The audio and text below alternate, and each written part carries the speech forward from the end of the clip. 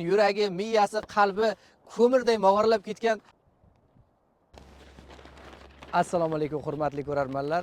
Xuddi mana shunday gazeta o'qib o'tirgan odam obrazini Yaponiyaning har bir burchagida uchratishingiz mumkin. Yaponiyada gazetxonlik darajasi juda ham baland, juda ham yuqori.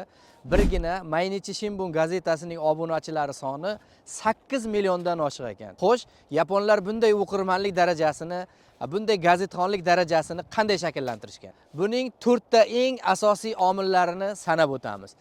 Birinchisi, mana shu barcha gazetalarning biz dastavka deb qo'yamiz-ku, uyga yetkazib berish xizmati juda ham chiroyli yo'lga qo'yilganligi.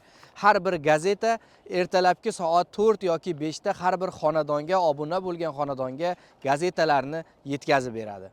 Ikkinchi eng asosiy omillardan bittasi boshlang'ich maktablarida bolalarga gazetaning qanday muhimligini o'rgatishi, hattoki Shimbun Gakushu degan darslari ham bor. Bu Shimbun Gakushu degani gazeta o'qish darslari. Uchinchi va eng asosiy omillardan bittasi oiladagi gazetxonlik an'anasi.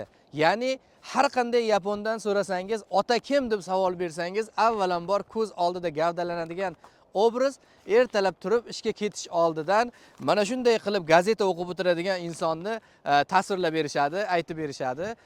Otasini har kuni ertalab mana shunday gazeta o'qib o'tirganini ko'rgan bolalar albatta katta bo'lgandan keyin ular ham gazeta o'qishga harakat qilishadi.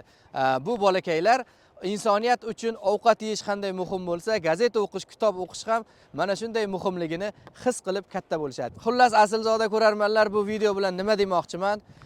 Bizda ham avvalgidek gazeta kitoblariga bo'lgan muhabbatimizni yanada uyg'otishni imkoniyati bor.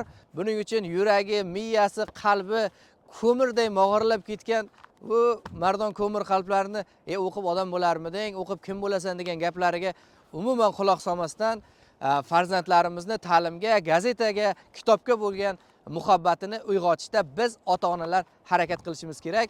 Buning uchun o'zimiz namuna bo'lishimiz kerak. Hech bo'lmaganda uyda o'zingiz kitob, gazeta o'qigiz kelmagan taqdirda ham qo'lingizga mana shunaqa ushlab olib, bunday qilib yolg'ondan bir 5-10 daqiqa tikilib tursangiz, bolalaringiz o'shani ko'rib katta bo'ladi va haqiqiy ziyoli, ma'rifatparvar insonlardan biri bo'lib ulg'ayadi degan umiddamiz.